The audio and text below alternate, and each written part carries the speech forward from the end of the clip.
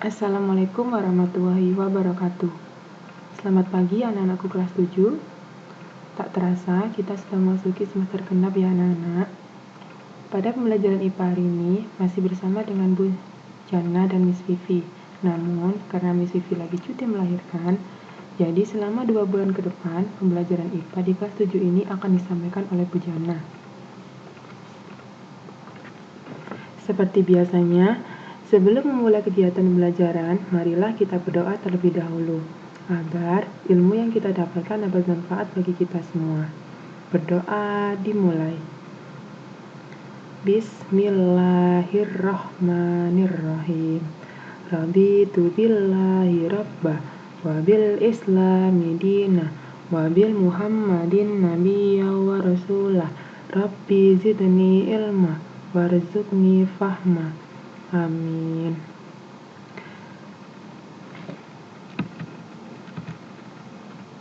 Baik anak-anak, bagaimana kabar kalian hari ini? Semoga selalu tetap sehat walafiat ya. Masih semangat belajar di semester ini? Harus masih dong, karena di semester ini merupakan semester penentu kalian dapat naik kelas atau tidak. Tetapi di semester ini pembelajaran masih dilakukan secara daring ya anak-anak. Karena kita menunggu izin dari dinas terlebih dahulu apakah diperbolehkan tatap muka atau tidak. Tetapi selama pembelajaran dari ini tetap diikuti dengan baik ya. Nah, anak-anak di semester ini kalian harus lebih giat dalam belajar ya. Jangan sampai semester kemarin, semester ini harus lebih giat belajar lagi. Meskipun pembelajaran masih secara daring, kalian harus tetap wajib mengikuti dengan baik. Dan apabila kalian tidak mengikuti pembelajaran dengan baik atau tidak mengerjakan tugas, kalian tidak akan bisa naik kelas. Nah, di sini kalau kalian mengikuti kegiatan pembelajaran dengan baik dan mengerjakan tugas secara baik, kalian pasti akan naik kelas. Tetapi, kalau kalian tidak mengerjakan tugas dan tidak mengikuti kegiatan pembelajaran dengan baik, kalian akan tidak naik kelas. Pasti sedih dong kalau tidak naik kelas. Pasti malu juga kan dengan teman-teman yang lainnya. Nah, di sini Bu Jana ada tips nih biar sukses untuk menuju siswa yang berprestasi. Jadi, apa saja sih Bu kiat-kiat sukses untuk menjadi siswa yang berprestasi? Yang pertama adalah berdoa. Kita harus selalu berdoa kepada Allah agar kita selalu diberikan kesehatan dan kemudahan dalam belajar untuk menuntut ilmu.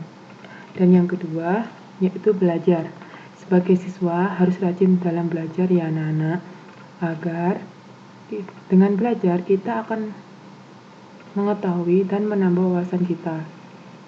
Yang ketiga adalah aktif.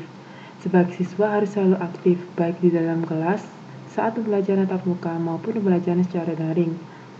Dengan selalu aktif, mengikuti kegiatan pembelajaran dengan baik. Yang keempat adalah rajin. Kita sebagai siswa harus rajin dalam mengikuti kegiatan pembelajaran dan juga rajin dalam mengerjakan tugas. Yang keempat adalah semangat. Jadi siswa harus selalu semangat dalam belajar dan menuntut ilmu. Ingat, kalian sekolah itu membutuhkan biaya yang sangat banyak dan orang tua kalian rela banting tulang demi kalian bisa sekolah agar menjadi siswa yang berprestasi. Oleh karena itu, kalian harus semangat dalam belajar ya.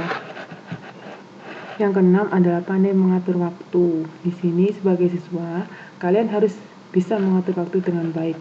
Jadi, kalian harus pintar-pintar membagi waktu, mana untuk belajar dan mana untuk bermain. Jika hanya main-main saja yang kalian banyakin, dan kalian mengurangi waktu belajar kalian, pasti kalian akan merugi. Dan yang terakhir adalah sikap dan perilaku yang baik. Jadi siswa harus menunjukkan sikap dan perilaku yang baik. Karena sikap dan perilaku yang baik kalian setiap hari di sekolah ataupun di rumah pasti sudah dinilai oleh guru kalian masing-masing. Jadi apa saja sih yang dipelajari di semester ini? Ada yang sudah tahu? Masih belum tahu kan? Nih di sini Pujana kasih tahu ya. Untuk materi IPA kelas 7 semester genap ini, yang pertama, kita akan membahas tentang sistem organisasi kehidupan. Yang kedua, kita membahas tentang interaksi makhluk hidup dengan lingkungan. Yang ketiga, kita akan membahas tentang pencemaran lingkungan. Yang keempat, kita akan membahas tentang pemanasan global. Yang kelima, kita akan membahas tentang lapisan bumi. Dan yang terakhir, kita akan membahas tentang tata surya. Nah, untuk bab 1 ini yaitu tentang sistem organisasi kehidupan.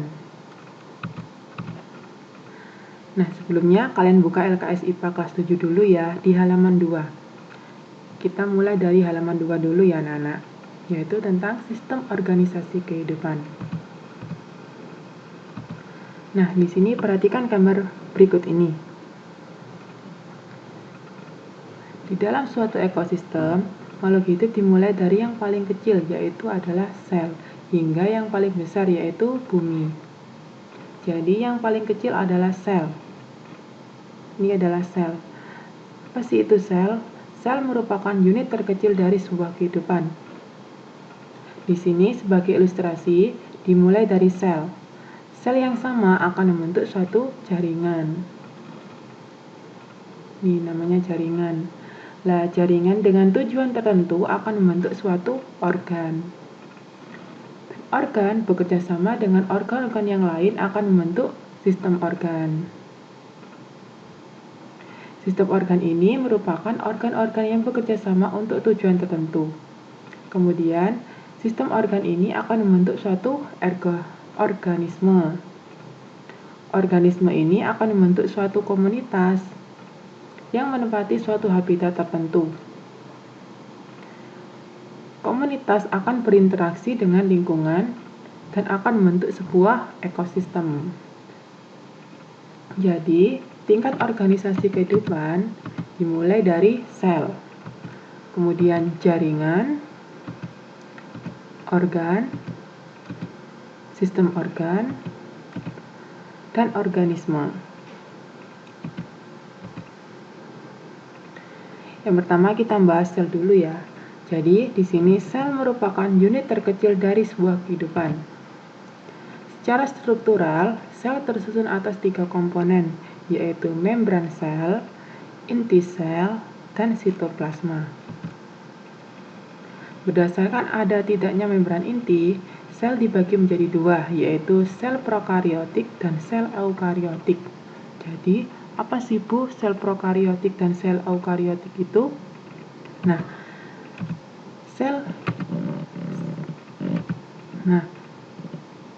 di sini sel prokariotik merupakan sel yang tidak memiliki membran inti. Sedangkan untuk sel eukariotik merupakan sel yang memiliki membran inti. Nah, di sini ada contoh sel. Ada sel hewan dan juga sel tumbuhan. Nah, di sini ada bagian-bagian sendiri dari sel hewan dan sel tumbuhan. Untuk sel hewan itu sendiri terdiri dari membran sel, nukleus, sitoplasma, nukleolus, badan Golgi, mitokondria, vakuola, lisosom, dan retikulum endoplasma. Sedangkan untuk sel tumbuhan terdiri dari dinding sel, membran sel, kloroplasma, nukleolus, retikulum endoplasma, nukleus, mitokondria, vakuola, dan badan Golgi. Jadi di sini di setiap bagian-bagian dari sel ini memiliki fungsi tersendiri. Untuk selanjutnya akan dibahas di minggu depan. Ini Pujana ingin memberi tugas kepada kalian, yaitu buatlah rangkuman mengenai bagian-bagian sel, baik yang ada di sel tumbuhan maupun di sel hewan. Nah, tadi sel hewan dan sel tumbuhan kan terdiri dari beberapa bagian.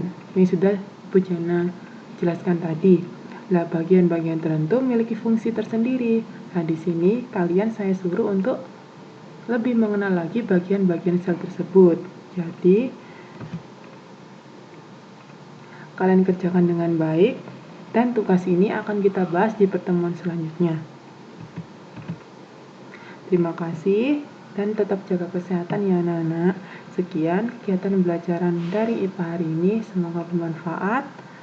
Assalamualaikum warahmatullahi wabarakatuh.